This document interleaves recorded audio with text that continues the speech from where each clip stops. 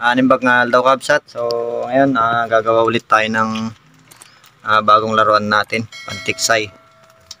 So ito yung gagawin nating chamber. Ayan, 1/4. Pero mahaba. Nasa 20 inches or 22 inches yung haba niya. Ayan. Then ang barrel natin ay same pa rin, yung aluminum tube na 8mm ang ayan, inner diameter. So ito mahaba, 32 inches yung haba ng barrel natin. Ayan, 32 inches.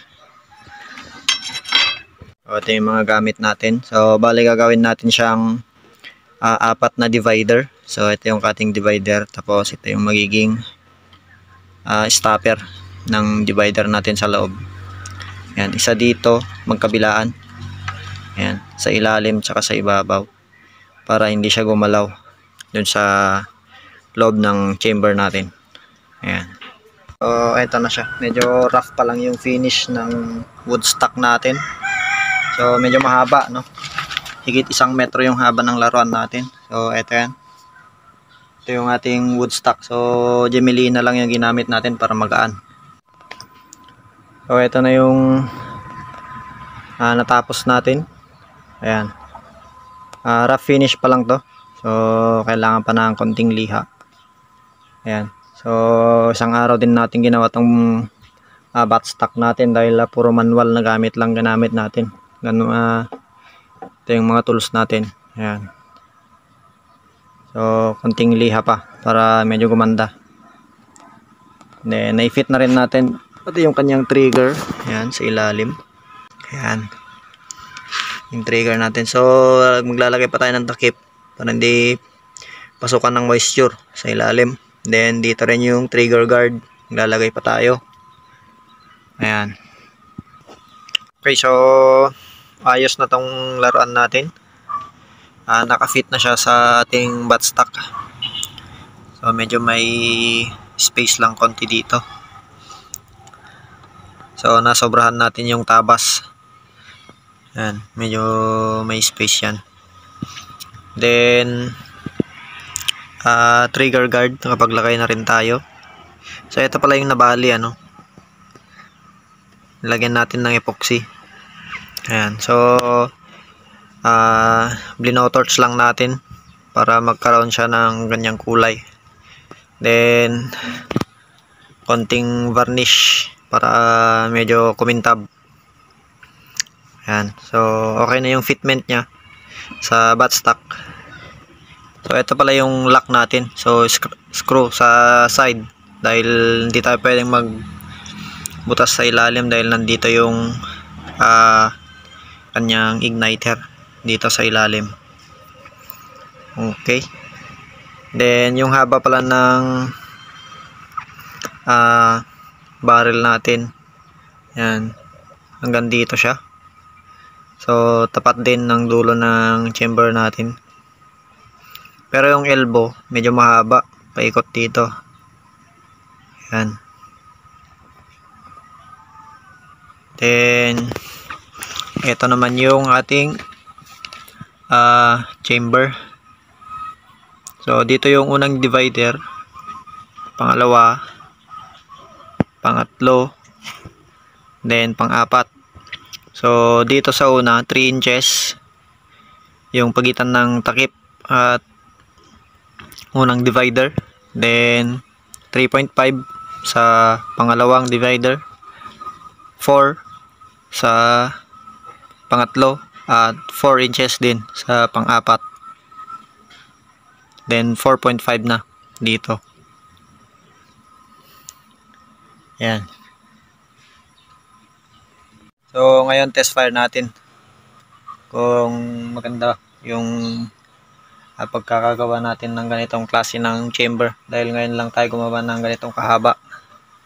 Ayan, so denatured alcohol pa rin yung gamit natin, and spray type para mas madali lang natin siyang ayusin pagka pumapalya, lalo na pag nasa spot tayo. Ayan, so yung takip nya, ayan, galing sa Mountain Dew dahil mas malaki yung groove ng kanyang thread. Ayan, mas makapit.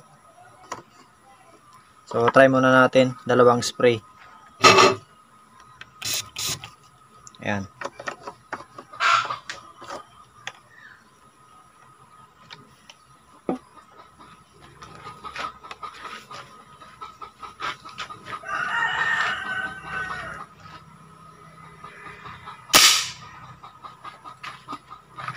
Lakas.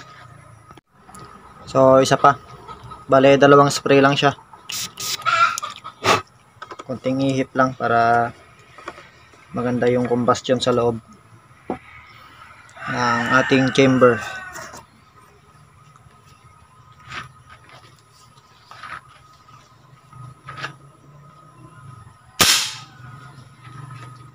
Yes, walang palya.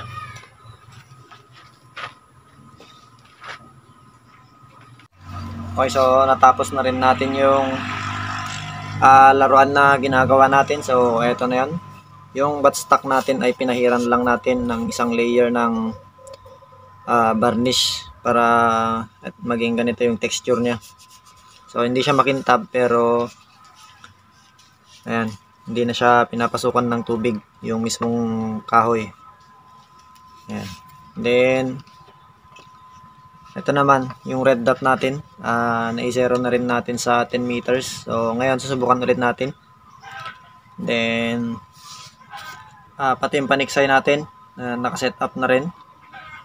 So dalawa yung ginawa nating dart para may reserva tayo. Ayan, 4 inches ang haba ng dart. Ayan, so dalawa. So 4 inches lang yung ginawa natin para mas magaan lang siya, no? Dahil maliit yung chamber natin. Ayan.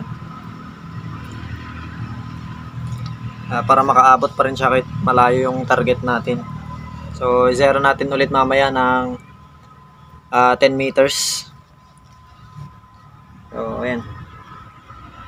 So ito yung target natin, 10 meters ang layo. Ayan, yung may spot. Ayan, ito yung may spot na black ang papatamaan natin. So 2 spray lang ulit tayo dahil matipid naman yung pagkakagawa natin sa chamber. Okay, so ito yung tinamaan natin, ito yung target natin. So medyo mababa lang siya ng konti compared dun sa zero natin kahapon na dito.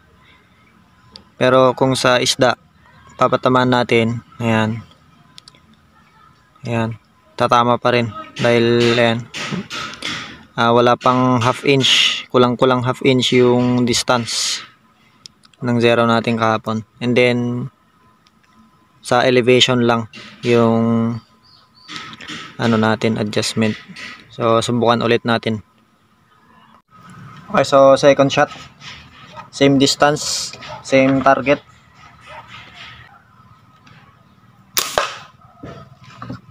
Okay, so ayan, naisentra na natin dun sa gitna.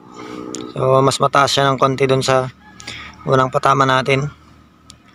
Siguro medyo mahina pa yung laruan natin kanina dahil first shot pa lang yun, ano, hindi pa masyadong mainit yung chamber. Then ito na yung ano natin, zero natin.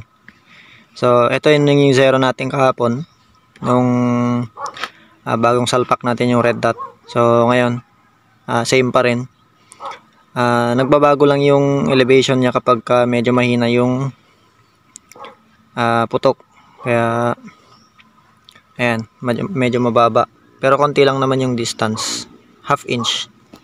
Nasa half inch lang siya.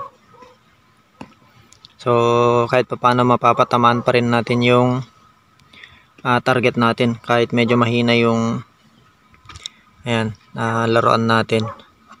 So ganun naman talaga ang denatured alcohol. Kapag malamig, medyo mahina. Pero kapag ginagamit na natin habang umiinit yung chamber, mas lalong lumalakas. So ayan.